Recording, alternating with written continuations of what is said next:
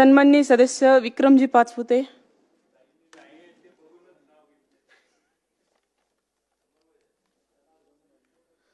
धन्यवाद अध्यक्ष महोदया।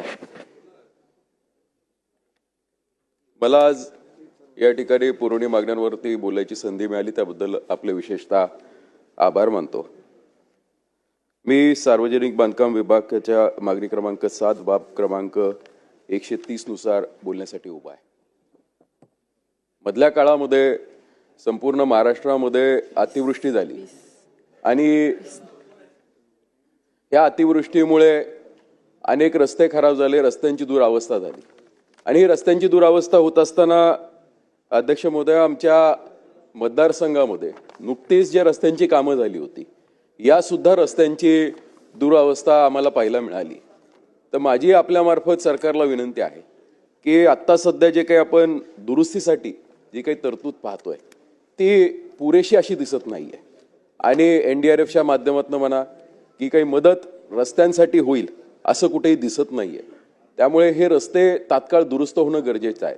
माझ्या मतदारसंघामध्ये जवळजवळ 550 किलोमीटरची लेंथ ही मागच्या पंचवार्षिकमध्ये आम्ही अपग्रेड करून स्टेट हायवेमध्ये कन्वर्ट केलेली आहे। तर अशा रस्त्यांना नव्याने दुरुस्ती होणं अतिशय गरजेचं आहे। त्यामध्ये प्रामुख्याने माझ्या मतदारसंघातील नगर तालुक्यातील जो आरणगाव वळकी देऊळगाव सिद्धी ते गुंडेगाव रस्ता आहे या रस्त्याची खूप दुरावस्था झालेली आहे। त्याचबरोबर काही प्रमुख मार्गही महत्त्वाचे असतात।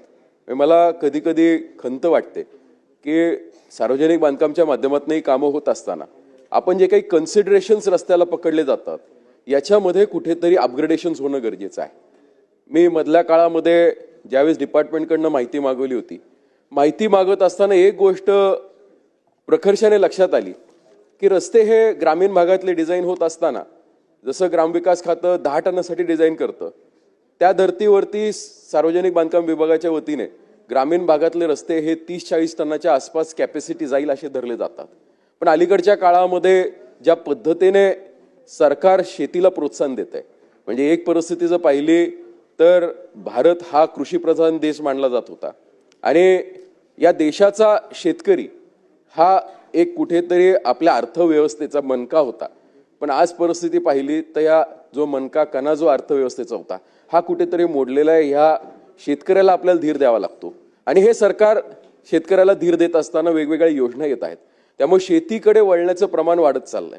आमच्याकडे मोठ्या प्रमाणावरती शेततलाव व्हायला लागलेले आहेत आणि हे होत असताना हे सगळं करण्यासाठी जी यंत्रणा वापरली जाते जे एक्सकव्हेटर्स असतील त्या सगळा जो काही मुरुम माती वाहण्यासाठी जी काही यंत्रणा असतील जे हायवाज वापरले जातात ह्या मोकळ्या हायवाचं वजन 17 टन असतं आणि जर याच्यामध्ये माल भरला तर कमीत कमी 40-50 टनाच्या वरती त्या वाहनाची कॅपॅसिटी होते आणि अशी वाहनं जर रस्त्यावर चालायला लागले तर रस्ते जर 30 आणि 40 टनाच्या हिशोबाने डिझाईन असतील तर हे रस्ते कितीही चांगलं त्या कॉन्ट्रॅक्टरने काम केलं कितीही चांगलं त्या लोकप्रतिनिधी लक्ष घालून काम करून घेतलं तरी सुद्धा ते उत्तम राहणार नाहीत। त्यामुळे माझी आपल्यामार्फत सरकारला विनंती आहे की कुठेतरी हे अपग्रेडेशनची सिस्टीम झाली पाहिजे। जसं आता यांत्रिकीकरण वाढत चाललेलं आहे त्याच पद्धतीने जे कन्सिडरेशन्स आपण रस्त्यासाठी धरतोय हे सुद्धा बदलणं अतिशय गरजेचं आहे। नियम बदलणं गरजेचं आहे। म्हणजे पुलांची जर कॅपॅसिटी पाहिली म्हणजे आज आम्हाला नवल एकाच गोष्टीचं वाटतं की माझ्या मतदारसंघाच्या बॉर्डरवरती दौंड तालुक्यामध्ये एक इंग्रजकालीन पूल होता आणि ह्या पुलाचे 100 वर्ष पूर्ण झाल्यानंतर तिकडनं जी इंग्रजी कंपनी होती की इंग्लिश कंपनी होती ज्यांनी जो पूल बांधला होता याचं पत्र आपल्या सरकारला मिळालं होतं की हा पूल तुम्ही आता दुरुस्त करून घ्या, आमचा डीएलपी पिरियड संपलेला आहे। जर ह्या कंपन्या 100 वर्ष डीएलपी पिरियड ह्या पूर्ण करत होत्या किंवा डीएलपी पिरियड पर्यंत आपलं लक्ष घालत होत्या तर आज आपले रस्ते आपले पूल हे त्या काळापर्यंत का होत नाही तर याचं मूळ कारण म्हणजे कुठेतरी कॉस्ट कटिंग केली जाते। डिझाईनमध्ये खूप त्या ठिकाणी तरतुदी राहून जातात तर ह्या डिझाईन मधल्या तरतुदी अतिशय लक्षपूर्वक घालणं गरजेचं आहे। माझ्या मतदारसंघामध्ये हंगेवाडी म्हणून गाव आणि तिथे संगमवाडी त्या हंगेवाडी गावातला एक भाग आहे तर हे संगमवाडीपासनं पलीकडे पुणे जिल्ह्याला कनेक्टिव्हिटी सगळ्यात फास्ट होते। तर ह्या नदीवरती घोड नदीवरती एक मोठा पूल होणं गरजेचं आहे पण तिथे नदीचं पात्र खोल आहे त्यामुळे पुलाला खूप मोठा निधी लागतो। मी 2दा मागणी केली होती आणि आमच्या भागाचे जे माझे वडील आहेत त्यांनी अनेक वर्ष या भागाचं नेतृत्व केलं असे आदरणीय बबनरावजी पाचपुते साहेब यांनीही वेळोवेळी मागणी केली होती। माझी आपल्यामार्फत सरकारला विनंती असणार आहे की असे रस्ते आयडेंटिफाय होणं गरजेचं आहे की ज्या रस्त्यांमुळे कुठेतरी कनेक्टिव्हिटी फास्ट होईल आणि कनेक्टिव्हिटी फास्ट होत असताना याची वर्दळ वाढू शकेल अशा रस्त्यांना प्राधान्य देणं गरजेचं आहे. जसं आपण मधल्या काळामध्ये एडीबी हॅममध्ये अनेक रस्त्यांना निधी दिला, माझ्याही मतदारसंघामध्ये ती कामं चालू आहेत आणि त्याचा फायदा नक्कीच शहरीकरणाला होतोय. आज माझ्या मतदारसंघामध्ये श्रीगोंदा नगरपालिका आहे. या नगरपालिकेतनं एक कॉन्क्रीट रोड पास होत होता आणि तो झाल्यानंतर जो काही ह्या शहरीकरणामध्ये वाढ झालेली आहे ही खूप लक्षणीय आहे आणि ही महत्वाची आहे. तेव्हा अशा प्रकारचे रस्ते होणंही तेवढंच गरजेचं आहे. माझी आत्ताची जी परिस्थिती मी ज्यावेळेस तुम्हाला नमूद केलं की अलीकडच्या काळामध्ये आमचा जो काही भाग आहे हा बागायत शेती आहे आणि बागायत शेती असल्यामुळे असं कधी वाटलं नव्हतं की आम्हाला पूर्वी भीती ही रानडुकरांची असायची, पण अलीकडच्या काळामध्ये बिबट्यांची भीती ही वाढायला लागलेली आहे. या सभागृहाने सुद्धा काल एक बिबट्या पाहिलेला आहे. त्यामुळे नक्कीच या सगळ्या बिबट्याचा प्रादुर्भाव हा वाढत चाललेला आहे. याच्यासाठी वन खात्याच्या मार्फत काही उपाययोजना होणं गरजेचं आहे. वनमंत्र्यांनी संवेदनशीलपणे सांगितलं की आम्ही काही बकऱ्या सोडणार आहोत, शेळ्या सोडणार आहोत, त्याच्यामुळे नक्कीच हे बिबटे आपल्या हॅबिटॅटमध्ये जातील, पण याच्यात कुठेतरी लक्ष घालणं गरजेचं आहे. म्हणजे 1972 वाईल्ड लाईफ ऍक्ट हा जो होता याच्यामध्ये शेड्यूल 1 मध्ये हा बिबट्या लेपर्ड हा प्राणी जातो, तर याला कुठेतरी बदल होणं गरजेचं आहे. 2018च्या जनगणनेनुसार लेपर्डची जी संख्या होती ही साधारण 14,000च्या आसपास या देशामध्ये होती. आता ही संख्या नक्की वाढलेली आहे. त्याचं सेन्ससही लवकर होणं गरजेचं आहे.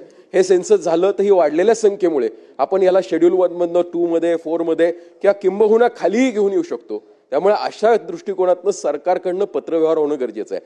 अनेकदा आम्ही पाहतो की राज्य सरकारच्या वतीने हे सांगितलं जातं की आमच्या अखत्यारीत येत नाही, हे केंद्र सरकारकडे विषय जातो आणि त्यातले त्यात वन खात्याचा आम्ही खूप जवळचा अनुभव घेतलेला आहे. म्हणजे मालडोक सारखा एक पक्षी आमच्याकडे विकासाला अनेक वर्ष आळा घालून ठेवला होता. त्या मालडोकचं अभयारण्य नव्हतं, मालडोकचा वावरही नव्हता. त्याचा वावर नसताना सुद्धा ते सगळं आमचं आरक्षण काढायला आम्हाला खूप काळ गेला होता.